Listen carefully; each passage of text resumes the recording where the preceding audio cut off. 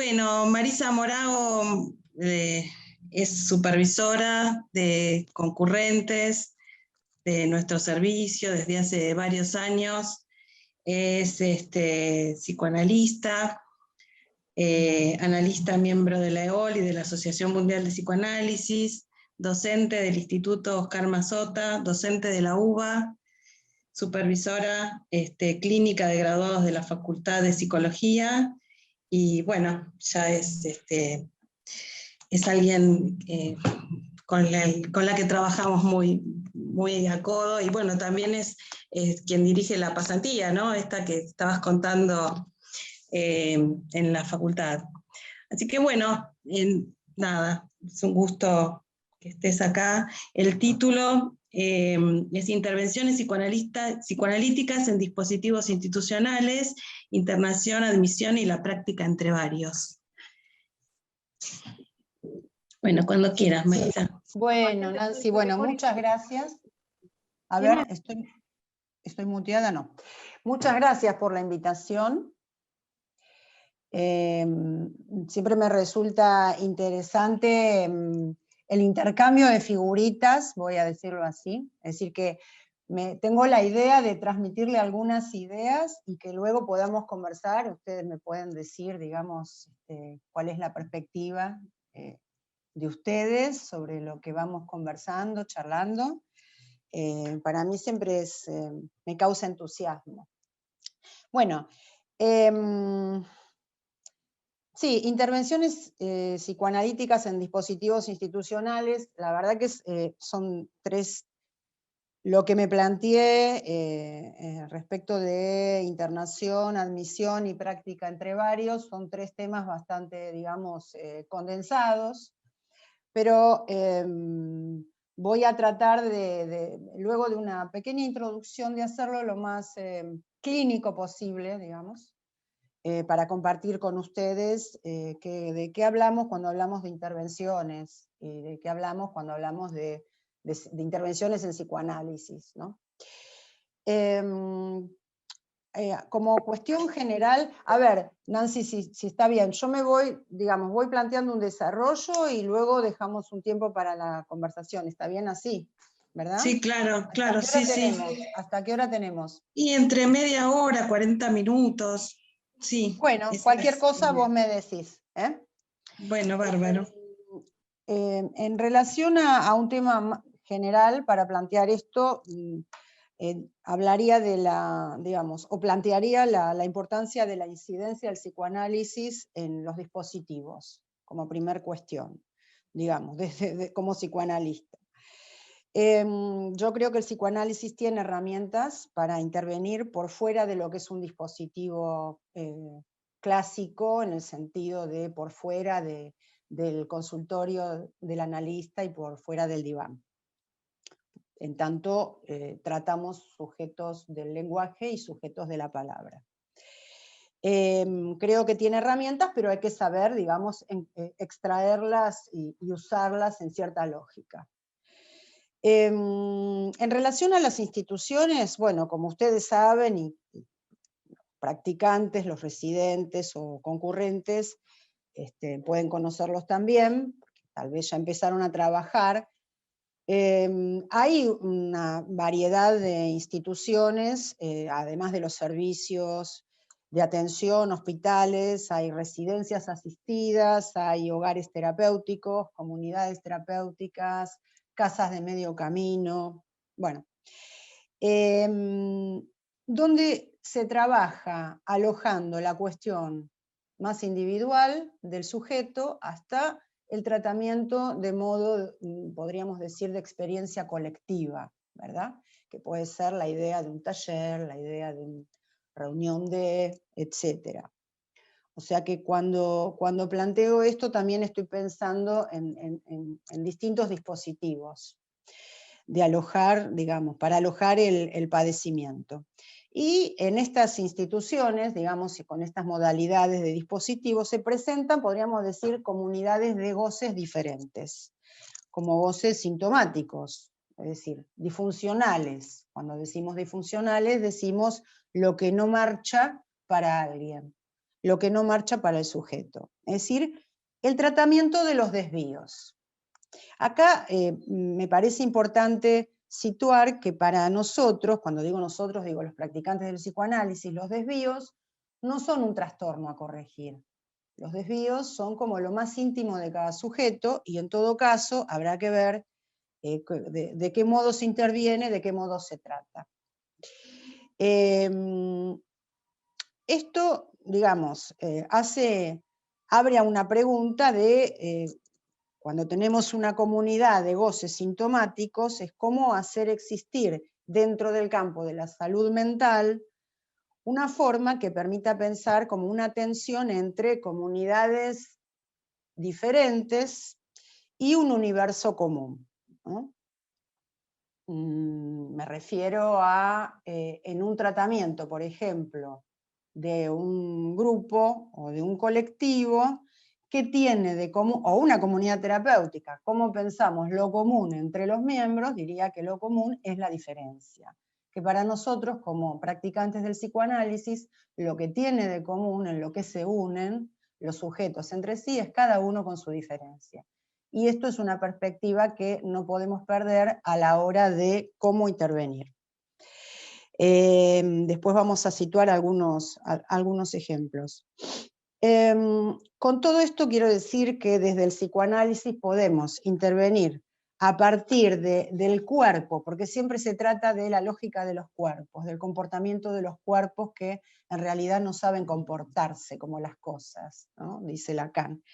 Entonces pensamos a partir del cuerpo y su adaptación, o pensamos a partir de la no adaptación del cuerpo del sujeto a un programa determinado por el otro, por ejemplo, por el otro social, ¿no? Me parece que nosotros pensamos de la lógica de no adaptación del cuerpo a un programa determinado por el otro. Estamos más en ese campo. Es decir, que pensamos en un trabajo a partir de, la primera idea sería un universal adaptativo, o lo pensamos a partir de un singular donde no nos adaptamos. Contemplamos los diversos goces, los desvíos, y no lo metemos dentro de un conjunto universal, en el sentido de un tratamiento también igual para todos los sujetos, como podría ser la aplicación, si se quiere, de algunas prácticas, sí, aplicación de protocolo, lo podemos conversar, un poco orientado con la lógica del DCM. Esto nos ha llevado a pensar, y eso lo trabajamos bastante con los alumnos y con los docentes, porque los docentes de la práctica que yo coordino están a la vez, tienen un lugar, son practicantes en las instituciones, ¿no? Es decir, que no es solo docentes, quiero decir, lo que es un docente en la facultad, sino que además tiene un pie en la práctica, un pie que se traslada esa lógica a lo que se transmite a los alumnos. Entonces, tenemos como un texto y un libro que nos orienta y que me parece precioso y se los recomiendo, que seguramente muchos de ustedes ya lo conocen, que es un libro de Eric Lorán que se llama El psicoanálisis y salud mental. Ahí Lorán trabaja bastante y colabora mucho en poder situar la lógica de cómo situarnos en el ámbito institucional en relación a lo que son las normas de la institución, en lo que son las reglas, ¿no? Que en relación, digamos, las reglas, las normas es una aplicación universal, está pensada la regla para un conjunto, para todos. Entonces, me parece que el desafío cada vez en las instituciones es poder pensar, digamos, qué hacer con las reglas, con las normas de una institución, aclarando que para nosotros no se trata del desprecio de la regla ni de la norma, sino más bien de un uso. Es decir, que se abre la cuestión a una pragmática. Un uso en el caso por caso. Un uso de la regla. Hay una idea que tiene Lorán allí, que me parece interesante para destacar. Él dice que se necesitan instituciones particulares para darle lugar a la particularidad de quien sea, del niño, la niña, el adolescente, el adulto, etcétera, etcétera. Que no representen una nueva forma de segregación, que es un poco, además, el síntoma de la época, ¿no? Eso también. Podemos ir como destacando, si vamos a iluminar un poco la cuestión de la época, la segregación está, digamos, en uno de los primeros puestos. También dice que queremos instituciones particulares en el campo de la salud mental y de la medicina que le den lugar a la particularidad, también en esa dirección, y que desconfíen de la masificación por identificación, es decir, que desconfíen de los tratamientos que masifican, que borran las diferencias. Las intervenciones que masifican, digamos que homogenizan a los sujetos, intentan borrar la diferencia y me parece que están al compás de lo que llamamos, que se puede leer con otro autor que les recomiendo, Gilles Lipovetsky, que es un sociólogo francés, La era del vacío, y todo el trabajo que él tiene alrededor del individualismo de masa, digamos, como lógica contemporánea, el individualismo de masa, y las consecuencias que eso tiene en la vida de los sujetos. Por supuesto también, cuando digo la vida de los sujetos, digo el sujeto y su síntoma, ¿no? Bueno, entonces, podemos decir que las intervenciones no pueden tener en su horizonte el ideal de adaptación, ni de domesticación o reeducación de aquello que no funciona para alguien. Piensen ustedes en lo que no funciona en cada caso que ustedes llevan adelante, digamos, que dirigen los tratamientos. Voy a bordear un poco el tema de violencia, que como siempre decimos, no es un concepto psicoanalítico, pero hay que hacer el trabajo de extraer herramientas de nuestro campo epistémico para poder abordarlo.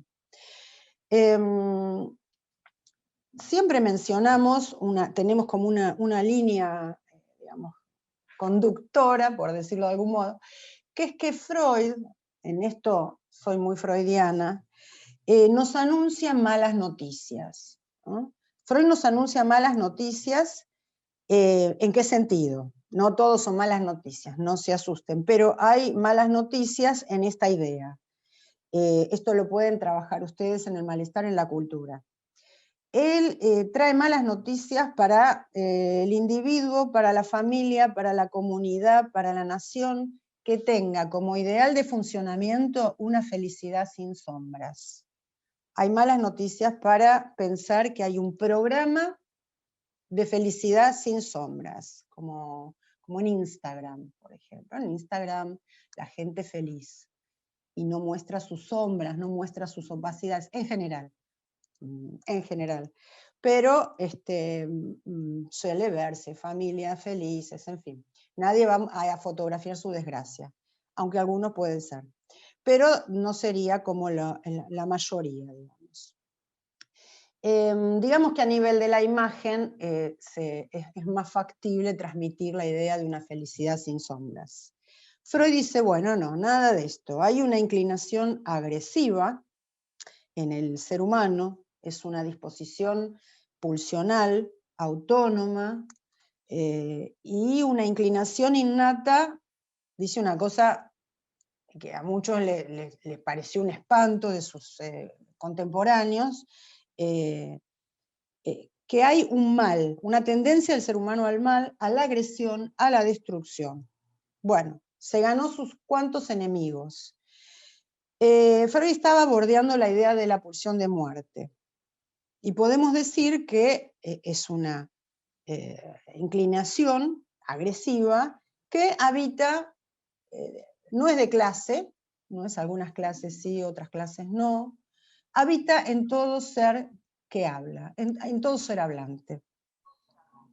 No se educa, no es educable, no se previene, no se domestica, Entonces, la enseñanza freudiana y su ética es que en esta imposibilidad de eliminarlo, hay que estar a la altura de poder tratarlo, digamos. La pulsión de muerte podemos decir que deja al sujeto, lo puede dejar, en su máxima expresión, desinsertado de su mundo, desarraigado del campo del otro, digamos. Incluso desarraigado de la familia, de la pareja, del semejante. En lo personal me encontré con este tema que hace, digamos, al tema del síntoma de la violencia. Hace mucho tiempo, me impresiona decir a comienzos de siglo, pero la verdad que fue así, en el 2000, a partir de mi actividad como supervisora en una institución pública, el Senareso, que en ese momento se dedicaba al tratamiento de las toxicomanías. La verdad que hubo una especie de cambio en la casuística, me parece, tal vez los que están en la práctica hospitalaria desde esa época lo puedan pensar o puedan decir si están de acuerdo o lo pudieron haber captado, por lo menos en la casuística que recibí esta institución. Yo me aboqué durante 10 años a trabajar con 2 equipos de internación que recibían pacientes, en general, judicializados, es decir, mandados por el juez, jóvenes, adolescentes, con distintas causas.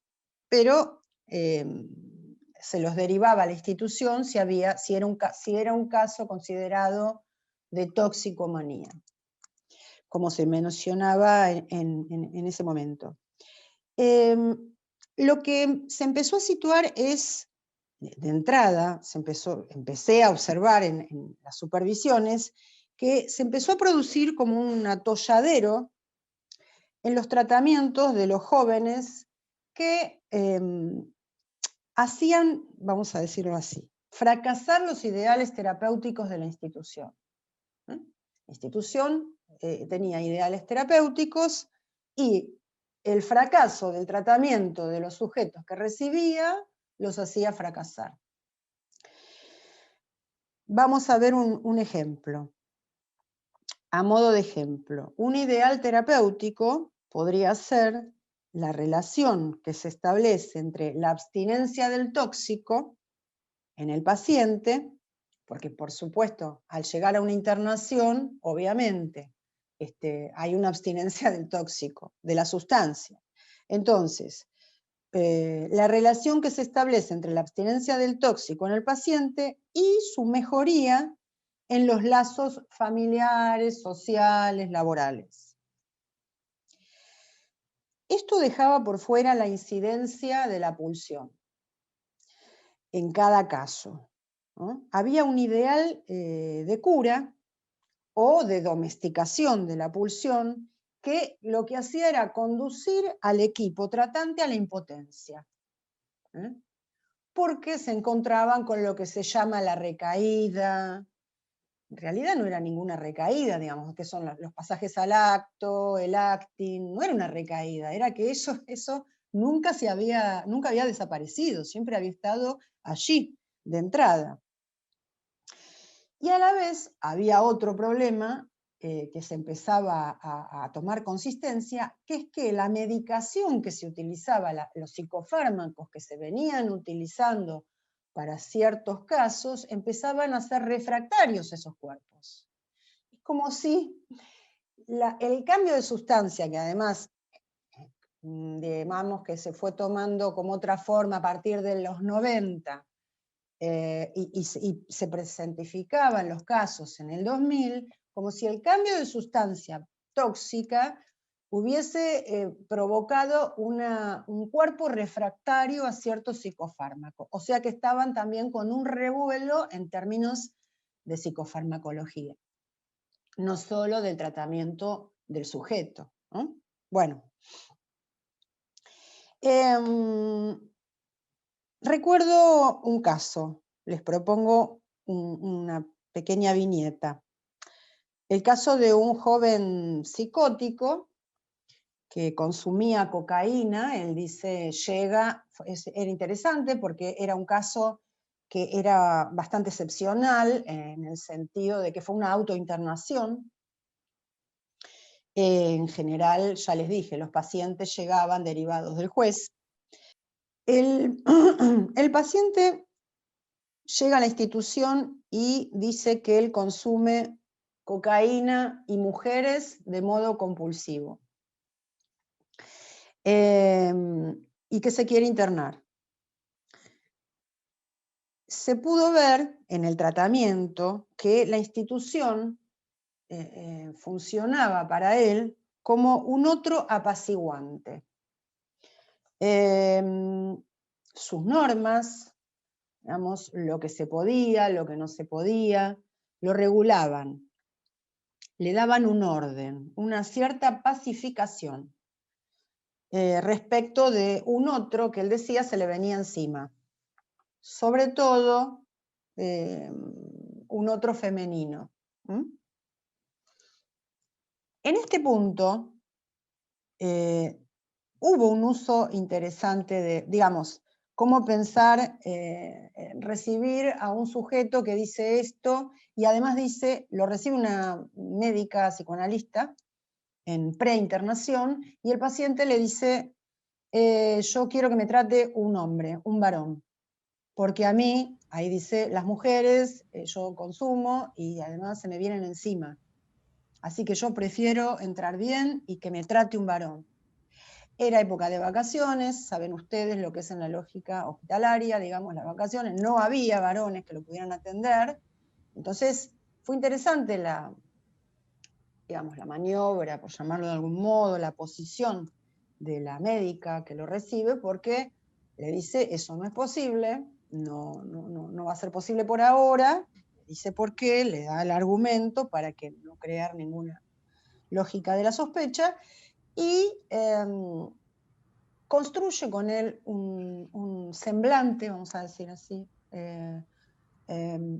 muy distante, porque ella capta muy bien que él le dice, las mujeres se me vienen encima. Entonces construye una modalidad con él muy distante, nada de tuteos, todo de usted, saludo con la mano cada vez. Bueno, fue como un trabajo interesante que le permitía cierta pacificación a este sujeto. Pero bueno, eso fue como ella en la recepción, vamos a decir. Pero no quiero que pierdan de vista la perspectiva del ideal terapéutico, porque esto no va al punto del ideal terapéutico. Esto me parece que fue una cuestión interesante de cómo pensar el caso y su singularidad. El sujeto tenía actos violentos que involucraban, por ejemplo, al cuerpo materno, ¿no? Cuando él decía que el otro se le venía encima.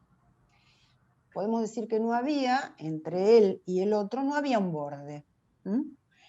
Y es ahí donde se podía pensar una intervención singular en el sentido de trabajar en la construcción de un borde. Que les mencionaba, una distancia, puede ser un límite. Bien. Está un tiempo internado y en un momento el equipo decide la externación de un modo que se orientó por el ideal, digamos, terapéutico institucional. El paciente comienza a mencionar en cierto momento proyectos que él quería realizar, proyectos laborales, y se le da el alta bajo el siguiente ideal terapéutico. Deja el consumo, mejora los lazos familiares, se adapta socialmente por la búsqueda de trabajo, signos todos de salud mental. Error. Alta, digamos. Se va, ¿cuál es el resultado? El paciente vuelve al mes y responde, podríamos decir, a su alta con un consumo compulsivo de cocaína y con ideas potentes de matar a la madre. O sea, con una tendencia, un empuje muy fuerte al pasaje al acto. Bueno, interesante la posición del paciente porque vuelve para demandar al otro institucional. Ana Cecilia, tenés que mutearte. Ahí está. Vuelve para demandar al otro institucional que le dé un lugar que lo aloje, ¿no? Es decir, que la institución lo apaciguaba como el exceso que lo habitaba. Él decía sus reglas, sus normas, lo que está bien, lo que está mal. Esto marcó que había algo intolerable para él fuera de esa institución, que se apaciguaba cuando él estaba dentro porque la institución le prestaba las prohibiciones, le prestaba las normas y esto lo ordenaba. Es decir, que lo ayudó. Finalmente, el paciente se externa en otro momento lógico de su tratamiento, por supuesto. No es que se quedó a vivir, digamos, en la internación, pero con otra lógica. El alta ya tuvo otra lógica. Por ejemplo, bueno, cuando él vuelve, ustedes saben que en las internaciones, en algunos casos hay, por ejemplo, la regla, las entrevistas familiares, las reuniones con la familia, las visitas, se suspendió todo, ¿no? Trabajamos ese punto, suspender el encuentro con la familia, suspender el encuentro con la madre en principio, por supuesto.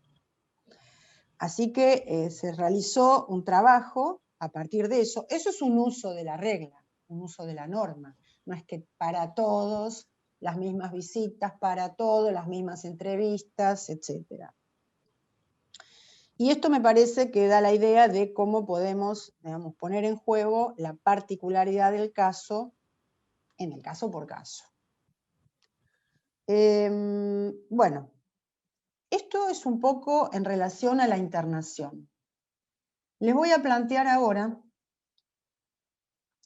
el problema visto desde otra perspectiva, digamos. Si vemos el problema, tal vez lo podemos situar en relación a la violencia, pero también sirve lo que voy a decir para otros síntomas, creo que sí, pero desde la perspectiva de las entrevistas de admisión.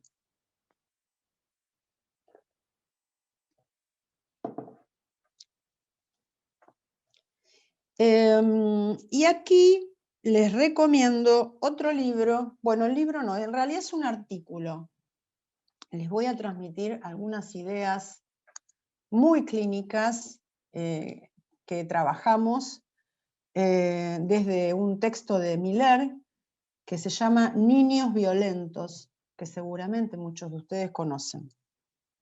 A mí me enseñó un montón y me orientó un montón. Ahora no recuerdo la revista, pero es una revista cordobesa, no sé dónde la tengo, pero si ustedes no la encuentran, puedo buscarla y pasarles el dato, porque la verdad que para quien trabaja con niños, niñas, es una enseñanza.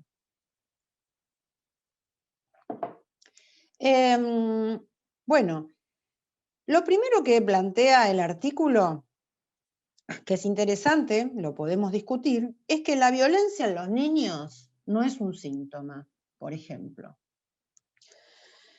Es incluso lo contrario de un síntoma, porque acá el síntoma está tomado como el síntoma en el sentido del conflicto freudiano, digamos, la represión, la sustitución, ¿no? Cuando se abre a una cadena asociativa, entonces se sustituye algo respecto de la formación del inconsciente que implica el síntoma. Miller dice, la violencia en los niños o en las niñas no es un síntoma. En ese sentido, no es el resultado de la represión, sino que la represión, dice él, no ha operado. Es distinto. La represión no ha operado.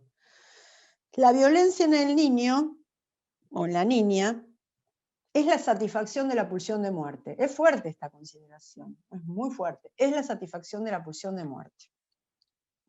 El niño violento es el que rompe y que encuentra una satisfacción en el simple hecho de romper, destruir.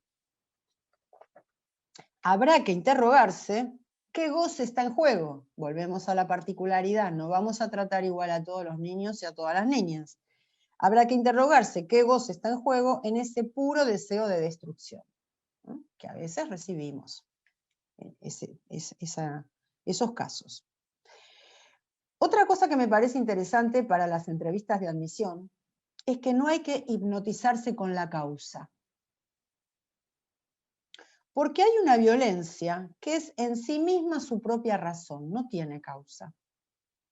Es en sí misma un goce. Entonces no hay que buscar la causa. Por lo menos no hipnotizarse, no obsesionarse, ¿no?, del por qué, que a los neuróticos nos encanta eso.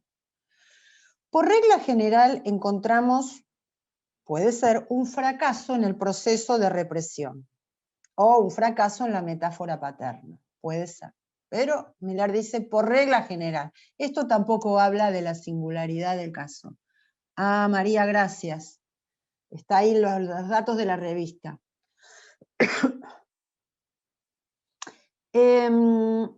Puede ser que la violencia del niño anuncie una psicosis en formación. ¿Cómo leemos esto en una entrevista de admisión? Tenemos que considerar una serie de puntos. ¿Es una violencia sin frase? ¿Como una irrupción pura de la pulsión de muerte? ¿Puede el sujeto ponerla en palabras? Por ejemplo, el niño, la niña, ¿puede ponerla, puede articularla? Sería un caso, por ejemplo, cuando pone en palabras que el otro habla siempre mal de él, puede estar tejiendo una paranoia precoz. Puede ser.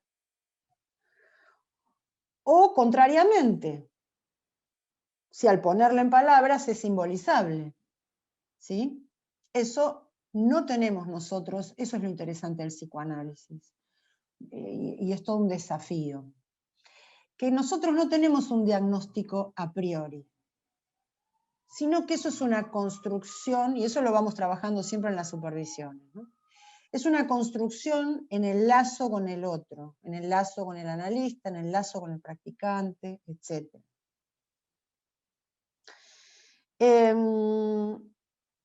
Cuando por fenómeno de transitivismo, pensemos, fenómeno de transitivismo en los niños, cuando el otro eres tú y tú eres el otro, ahí también pueden aparecer los episodios de violencia.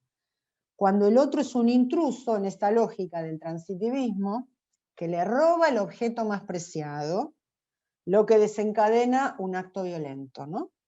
Recuerdo un caso de mi práctica, la niña que incendia una cocina de la abuela, de quien decía que la abuela le había prendido fuego, digamos. Ese fenómeno de transitivismo y el acto violento en relación a algo que la abuela le había prohibido.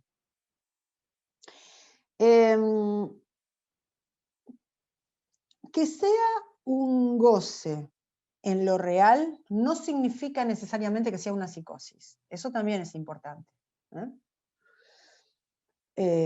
porque pueden ser casos como de rasgadura, podemos llamarlo así, ruptura, rasgadura de lo simbólico. Hay causa de la violencia cuando se busca en la relación el diálogo con los padres. Es interesante esto. Ay, los padres. Cuando se busca el diálogo con el discurso del entorno, la maestra, los padres.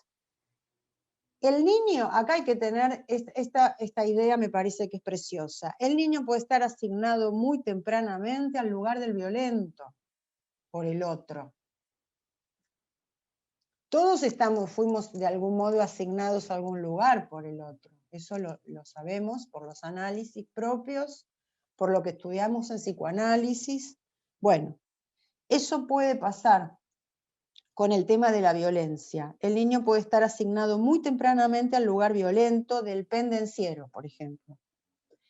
En ese caso, las intervenciones apuntarán a permitir tomar distancia de ese significante que le otorgó el otro. Nada que ver. O sea, tomar distancia. Otra posición con el niño, con la niña. Eso me parece muy interesante. Y no ir detrás de la demanda del otro social, la demanda del otro escolar, que es verdaderamente insufrible en muchos casos.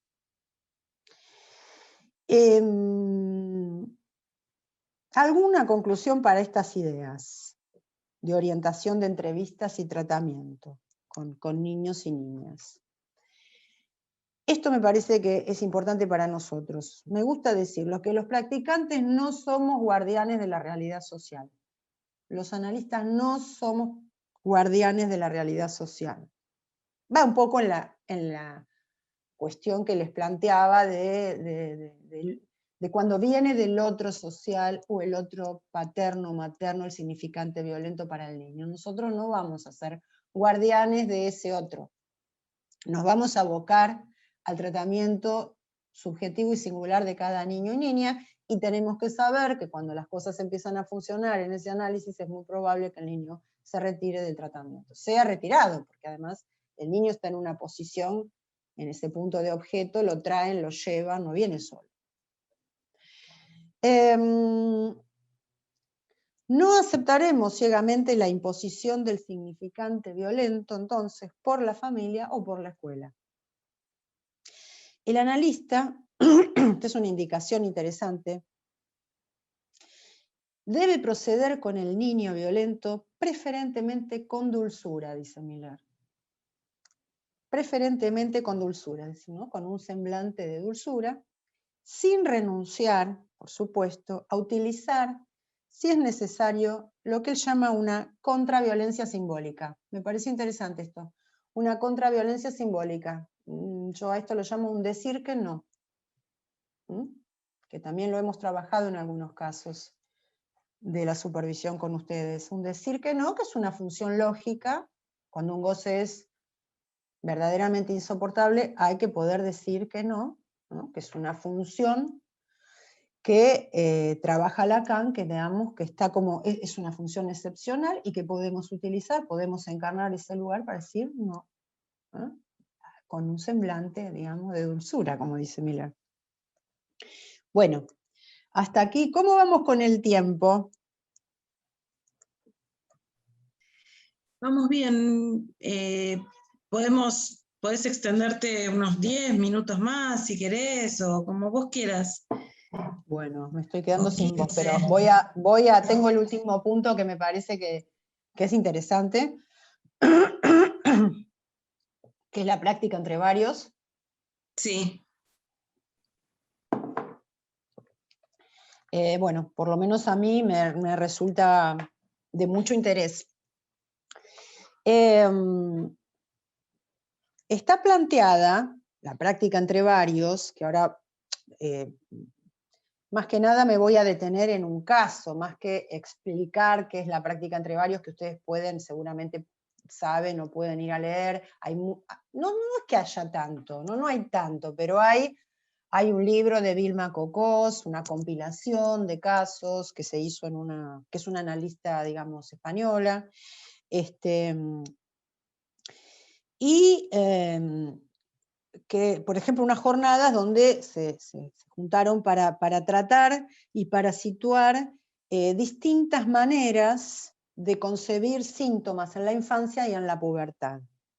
Entonces, por lo tanto, dicen los autores, hay distintas maneras de tratarlos, porque hay distintas maneras de concebirlos. Entonces, una manera de tratar estos síntomas en los niños y en los adolescentes fue este dispositivo que fue inventado por Antonio Di Ciaccia, que es un analista italiano, seguramente algunos de ustedes lo conocen. Es una práctica, digamos, un dispositivo que fue inventado por él en el año 74, que fundó, la verdad, que algo nuevo, que es una nueva manera de tratar el no en los síntomas infantiles, en niños psicóticos, autistas, neuróticos graves. Es esa casuística, digamos, la que trata. como esos síntomas que son rebeldes a la palabra.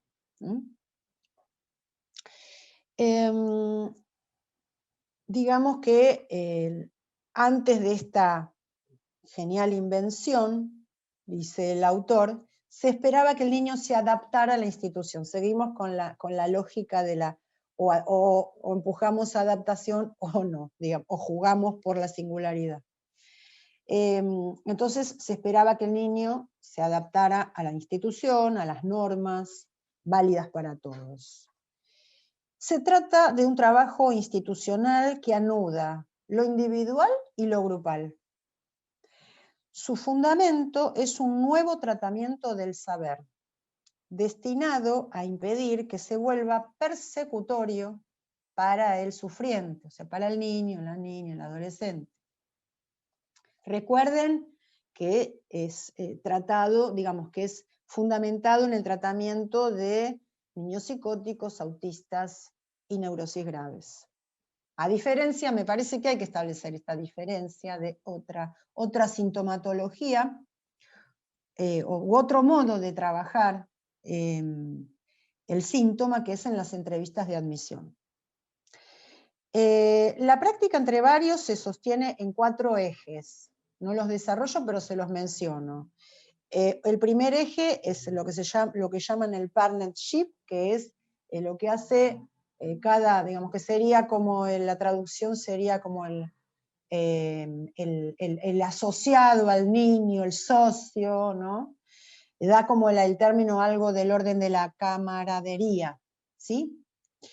De cada miembro del equipo, ¿no? Esta función de cada miembro del equipo con el niño que sufre. Eso resume la responsabilidad de cada miembro del equipo. Cada uno, esto me resulta muy interesante, vale para el niño en cuestión como partener, no como especialista. Esto no tiene que ver con su especialidad. Es decir, que no tiene que ver con ser operador, trabajador social, educador, psicólogo, psiquiatra. No es que cada uno lo trata desde su campo profesional. Es otra cosa. Y me parece que es de gran innovación en ese punto, ¿no? Sino que lo trata un punto, digamos, acompaña o encarna esa función con el niño a partir, dice el autor, de su propia posición subjetiva. Es decir, donde su presencia está al servicio de un deseo de un encuentro con el niño. Su presencia es al servicio de un deseo de un encuentro. Deseo de utilizar, de que el niño pueda utilizar y orientado todo lo que la estructura significante le provee a su alrededor en la institución.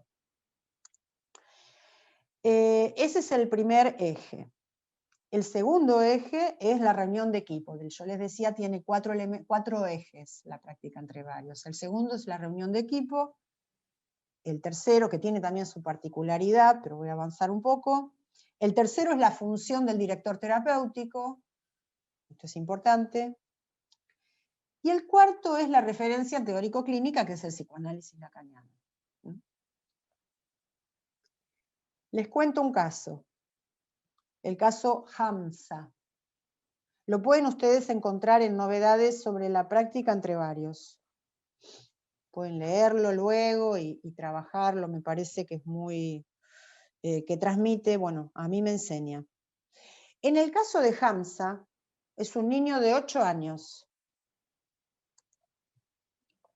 Un niño de 8 años, un trabajo a partir del síntoma ha constituido un límite al desbordamiento de su goce. El desbordamiento hacía en él irrupción en lo real, y el niño no paraba de arrojar objetos, sillas, cuchillos, cualquier cosa que estuviera a su alcance. Cedric, que es el nombre del educador operador, que en un primer tiempo estuvo con él en un taller de dibujo, notó que Hamza se dedicaba a hacer garabatos en una hoja. Garabatos. Cedric encontró en sus dibujos una cierta estructura en estos garabatos que se repetía.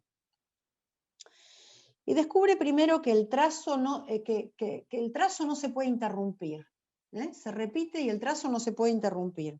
Y que recorre como el conjunto del folio, como si constituyese una red que no deja ningún espacio.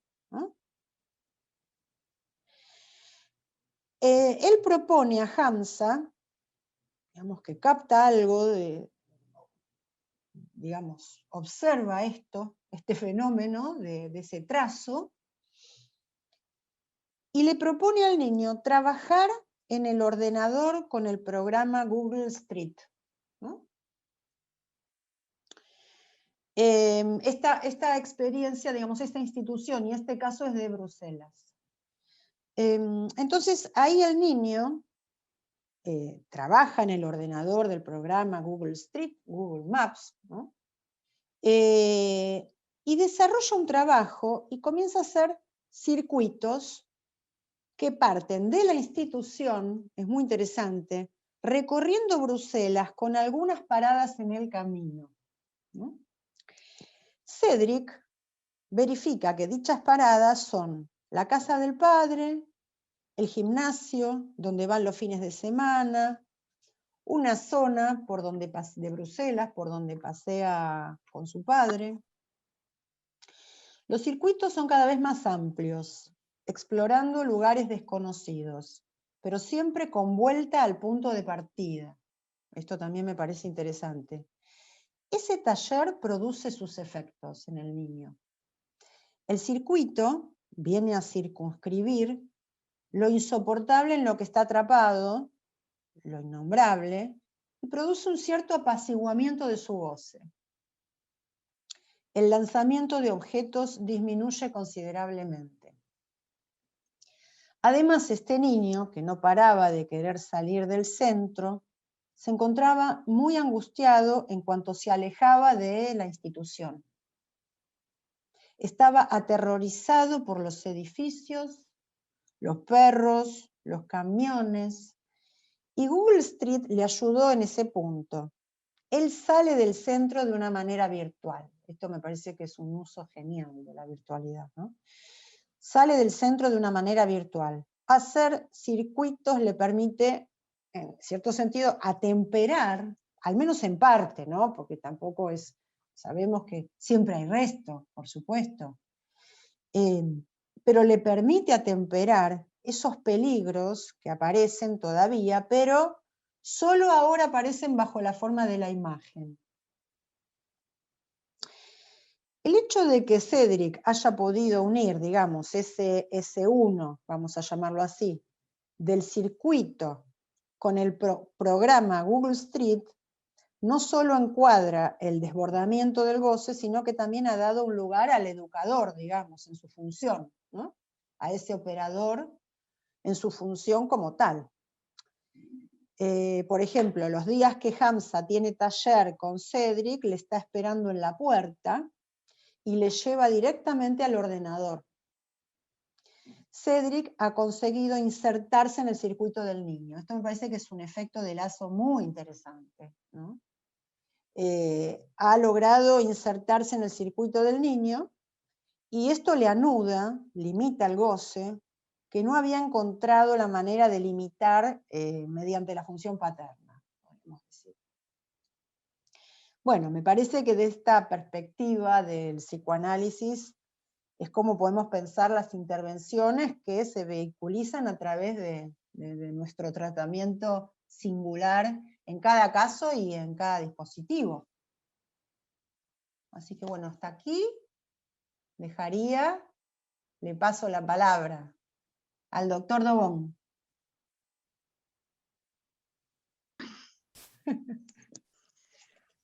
Buenísimo.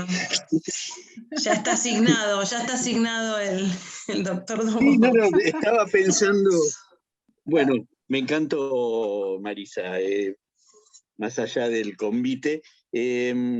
No, la verdad me interesa muchísimo el planteo de este tratamiento del no, porque es algo que venimos recurrentemente escuchando, en cierta apelación a una especie de prácticas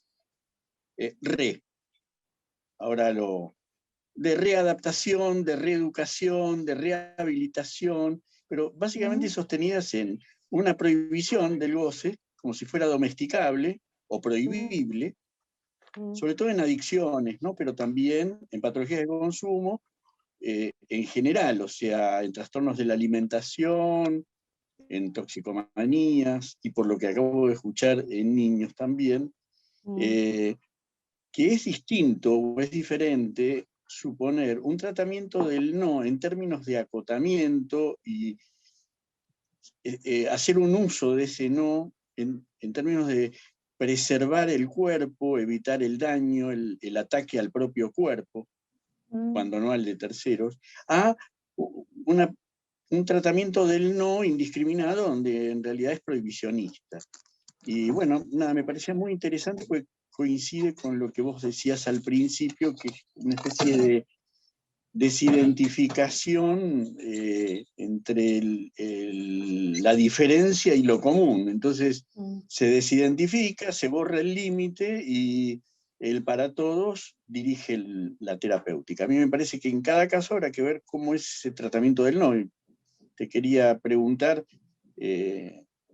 bueno, si en tu experiencia has recogido esta idea de que hay quienes piensan que la terapéutica es, no sé si negar el goce, pero, vamos a decir así, suprimirlo. Es como una terapéutica del goce, como si la pulsión fuera domesticable, ¿no? Claro. Sí, no sé si vamos, me lo voy a anotar, pero si quieren, si le voy Sí, hay otra. contestando a Juan, porque me parece interesante lo que plantea Juan, porque hay una modalidad del no que tiene que ver con el imperativo superyoico, ¿no? Con el goce superyoico, ¿no? En el sentido de la prohibición y del imperativo, pero que eso lleva a lo peor. Eso lleva a lo peor. Porque cuanto más se niega, más se resiste al goce, vuelve de la peor manera. Vuelve del modo más estragante. Yo creo que es muy útil pensarlo en otros términos, que es como modos de descompletamiento, digamos, esa función de excepción, ¿no? Modos de descompletamiento, y que se puede utilizar como modular esa función, en algunos casos, como ciertas modulaciones del no, que no quiere decir que siempre, a ver, yo pienso que nuestro discurso es muy modesto, en cierto sentido, y creo que Lacan lo sabía. Por eso es tan interesante, porque hay que estar cuidándolo, digamos, mucho, para que no deriven otra cosa. Y esa es responsabilidad de los practicantes, ¿verdad? En esta diferencia de que no es lo mismo el psicoanálisis que los psicoanalistas.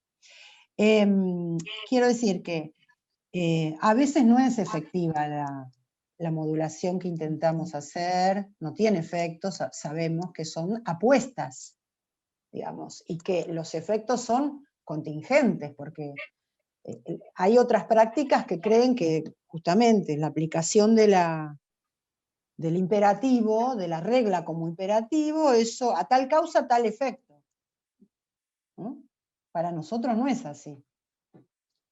Es una contingencia, en todo caso, hizo una apuesta, y a veces hay buena suerte, y a veces, bueno, hay interrupciones, a veces hay desbordes, pasajes al acto, por supuesto. Me parece que eso también es importante, delimitar nuestro campo, ¿no? Con nuestra ética, digamos, y poder decir, como, bueno, que es como lo pensamos junto con Lacan, esta cuestión. Pero yo creo que hay todo un camino para trazar de síntomas que son como van en contra de la palabra, y que tenemos todo un desafío de cómo abordarlos desde la ética del psicoanálisis. Por eso yo lo quería plantear con ustedes, la lógica de los dispositivos institucionales. Aunque no quiere decir que uno con un analizante no pueda utilizar la modulación de la función de excepción, de la función del no en el consultorio, por supuesto que sí. Pero lo pensé más en la lógica de ciertos casos que recibimos en las instituciones, o que ustedes reciben a diario, ¿no? De modo cotidiano. Bueno, ¿qué les parece?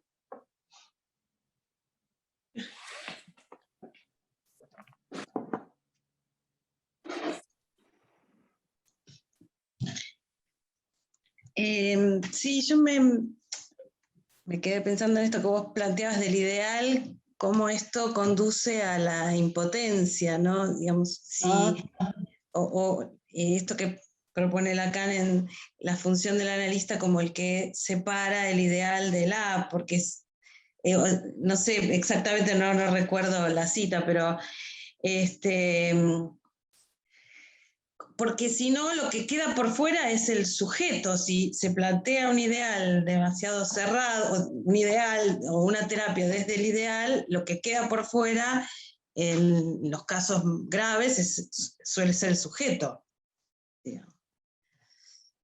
Y el goce, sí, en muchas ocasiones es tratado como lo malo, lo que hay que sacarlo, no lo que hay que hacer tramitar por los distintos dispositivos del hospital. Yo pensaba en cuántas situaciones los pacientes van atravesando los diferentes dispositivos y van encontrando una regulación o una ubicación de su subjetividad, o una regulación de su goce, ¿no? Pero no como algo a extraer, sino a tratar, a enganchar con otro, porque si no, lo que se produce es el desenganche, ¿no? Yo en tus supervisiones siempre escucho esto de el goce que irrumpe en el cuerpo, el desenganche del otro.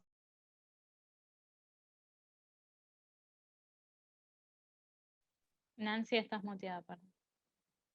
Nada, esto nada, te invitaba a continuar por ahí si querías. Sí, me parece que estabas haciendo referencia, Nancy, seguramente lo primero que mencionaste a lo que Lacan trabaja en el seminario 11 en relación al deseo del analista, que él dice que porque la transferencia la veía como problemática en ese punto, digamos, bueno, esto hace como otra lógica de la que trabajamos hoy, pero sí para pensar esa lógica del deseo del analista, porque Lacan dice que la transferencia conduce la demanda al lugar del ideal, y el deseo del analista la lleva a la pulsión nuevamente, digamos. De lo que se trata es justamente lo que vos decís, es de salir del lugar del ideal, que puede ser el lugar del ideal, del analista en el lugar del ideal. Eso era lo que lo preocupaba a Lacan en ese momento, por otros temas, porque estaba en debate con los posfreudianos, digamos, y había sido echado, además de la IPA, y a la idea que tenían los otros sobre el fin del análisis, que era llevar a los pacientes a identificarse con el modelo, el analista como modelo, ¿no? Y Lacan dice, no, el ideal no, hay que volver a la pulsión, hay que ver cuál es la singularidad pulsional, en esos términos allí, ¿no? Para poder situar una dirección de la cura, un fin de análisis y demás. Pero no solo el ideal del analista, también vemos que puede ser el ideal de la institución, el ideal del equipo. Habría que hacer un trabajo, sería interesante ver en cada dispositivo, digamos, una encuesta, digamos, cuáles son los ideales, porque el problema no es tener ideales, el problema es negarlos, para mí, ¿no? El furor curandis, ¿no? Que claro, ya sí, claro, el problema no es todos tenemos ideales, y el asunto es tratarlo, es no rechazar esa idea, digamos, no creer que somos grandes excepciones, que no nos pasan las cosas. Me parece que esa es la ética nuestra, está marcada por eso, ¿no? Entonces el problema, se podría hacer una encuesta, a ver cuáles son los ideales de cada practicante. y ver que si eso tiene incidencia. Estoy inventando, digamos, pero me parece que lo digo porque tuvo un costo alto que ese equipo de internación estuviera como encaprichado en ciertas ideas, que después por suerte se fueron como diluyendo, y se abrieron poros, podré decirlo de alguna manera, y donde pasaron como otras cosas, ¿no? Siempre con síntomas, porque el síntoma, como estamos diciendo, no va a desaparecer. O sea, la institución también tiene sus síntomas.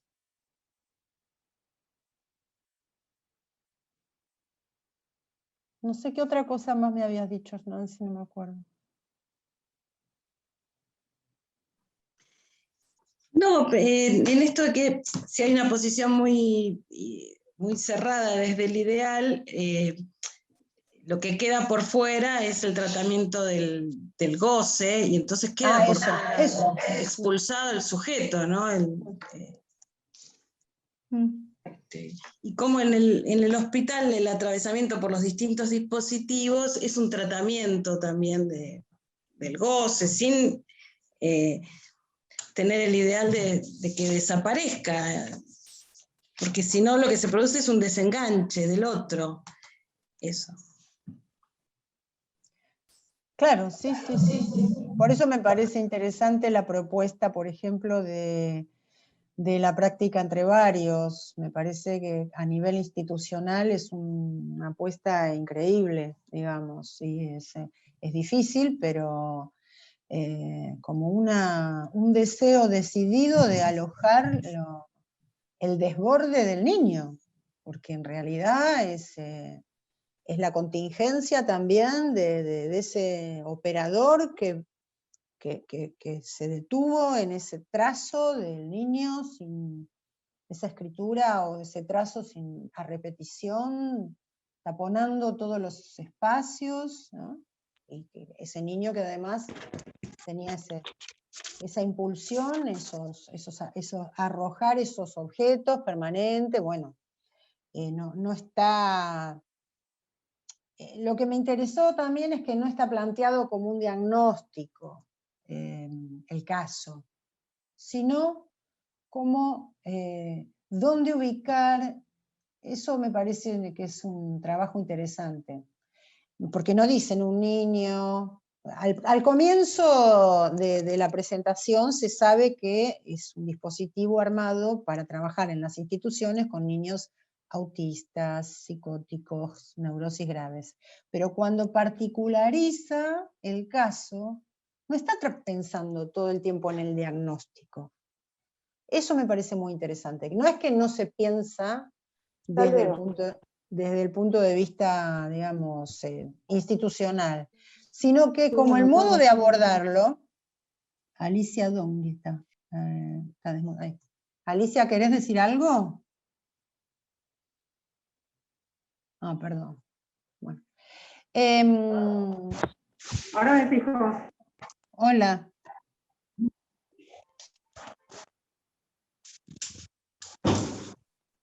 No, parece que no, que está... Bueno. Lo que me parece interesante que es, él pudo observar, bueno, dónde se ponía en juego el goce, dónde se pone en juego el sujeto, las ubicaciones, ¿no? El otro, y esto va dando una orientación al trabajo. Y la contingencia de que se le ocurre llevarlo al programador de Google también. Eso también indica lo que tiene nuestra práctica de azarosa, porque quizás con otro operador eso no hubiera pasado. Tal vez hubiera pasado otra cosa, pero se entiende la diferencia, ¿no? De marcar como la cuestión de la contingencia. Eso tiene para mí un valor interesante para pensar en relación a nuestra práctica.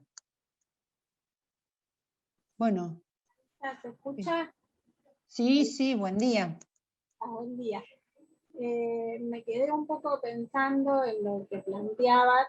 Si bien la práctica entre varios entiendo que está pensada para la clínica con niños y para pacientes terapéuticos, bueno, pensar si eso sería como una herramienta también para pensar la práctica institucional. Nada, me queda como la pregunta, digo, si en un equipo interdisciplinario, ¿qué nos orienta si no es la transferencia de trabajo, la transferencia con el psicoanálisis, y si no es un ideal, digamos, cómo trabajar en un equipo interdisciplinario? Sí, está tu número, pero no está tu nombre. Sea Martín, Marisa. ¿Cómo? Sea Martín. Bueno, me gusta eso de pensar la transferencia de trabajo. Sí, yo creo que diste en el clavo, digamos, de cómo se sostiene la práctica entre varios. Se sostiene por transferencia de trabajo, eso sí, tal cual, pero no por disciplina. No es que el analista se ocupa de una cosa, el educador de otra, el asistente social de otra, cada uno desde su campo profesional y epistémico, digamos, sino que en ese punto son como, hay cierta paridad en la actuación con el caso, digamos. Sí hay un director terapéutico, que orienta, por supuesto. Viste que yo mencionaba que hay 4 ejes y uno de ellos es la reunión. Pero no es que es una reunión interdisciplinaria, porque ahí, bueno, los que saben sobre reuniones interdisciplinarias son ustedes que las hacen todo el tiempo, digamos. Me parece que tienen para decir. Ahí sería pensado que, si digo interdisciplinario, no sé cómo lo piensan ustedes, les pregunto de paso, porque puedo aprenderlo. Pero me parece que no está pensado, no se privilegia la disciplina de cada quien, que cada uno ejerce, sino es lo que, el deseo de encuentro con cada paciente y lo que se puede aportar en cada caso. Eso orientado con un director terapéutico, por supuesto. No es que cualquiera, no es un trabajo individualista, justamente se llama la práctica entre varios, ¿no? Marisa, creo que... Sí, hola. Ah, sí, creo Fabián. que- no, me parece que estás tocando temas muy, pero muy interesantes. Ahora mencionaste el tema de la interdisciplina. Nosotros eh, pensamos en usar más el término de intertextualidad en vez de interdisciplina, porque justamente, Claro. o disciplina, Fabián. intertextualidad, un término de Julia Kristeva, Ajá. propone en vez del término de interdisciplina, porque justamente cuando hay interdisciplina hay intersubjetividad, y cuando hay intersubjetividad hay lucha de poder. Claro. Punto. Hay discurso dominante que intenta imponer un modo de lectura. Y como creemos que un caso es una escritura particular, digamos, hasta pensamos un caso casi como el nombre propio, de- Ujú. más que a partir de un diagnóstico, más que a partir de un síntoma. Cada, cada sujeto escribe su propia historia y en ese punto también genera su propio orden. Cuando vos situabas casos clínicos en donde el desborde obliga al dispositivo, y ahí también hay gran variedad de formas de pensar el dispositivo, ¿no? Podríamos citar a Foucault. Estamos hablando quizás de una escritura, una reescritura, algo que no cesa de no inscribirse por un lado, algo que cesa de inscribirse, algo que cesa de no inscribirse. Ahí uno trabaja casi desde el punto de vista del arte para tratar de, desde una clave particular, por ejemplo, uno lo puede leer desde una clave de salud mental, con el recurso del ideal, o desde la clave psicoanalítica, como nosotros proponemos, y en ese punto la clave de lectura nos indica privilegiar el punto máximo de singularidad. Ese trabajo que nosotros hacemos a veces es sin garantía, pero nos lleva a forzar la presencia del sujeto en su responsabilidad. Por eso decimos, bueno, un caso clínico tiene que ver con eso, ¿no? Con la construcción de un texto y un punto de lectura desde una clave particular, una perspectiva. En ese punto, bueno, me parece muy interesante lo que estás proponiendo, porque la supervisión es una mirada externa desde un lugar que a nosotros nos alerta, nos permite confrontar, verificar quizás lo que nosotros estamos por ahí enfocando de cada sujeto. Y en ese interjuego se arma como una especie de topología muy interesante. Interior y un exterior que a nosotros nos anima a tener un cierto vértigo en el trabajo cotidiano. Te agradecemos muchísimo todo este aporte, toda esta transmisión que nos estás ofreciendo. Bueno, gracias. Gracias, Fabián. Sí, coincido con el vértigo. Me parece interesante plantearlo así. El vértigo de esa topología.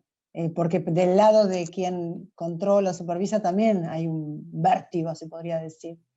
Porque no hay garantía. Eso está muy bien, pero está bueno, con eso. Me parece interesante. Sí. Sí, la verdad que yo les agradezco porque me permiten pensar cosas nuevas. Y siempre digo que el mejor modo de estar es desde la posición, digamos, de estar en psicoanálisis, es desde la posición del deseo de saber, es decir, de la posición o del deseo, o de la posición analizante, digamos, con la falta de garantía y con esta cuestión en relación al saber que nunca termina de cerrarse para nosotros. Eso. Marisa, hola, habla Silvana, no tengo cámara, perdón, pero... Bueno, Silvana, te perdonamos. ¿Cómo estás? Sí.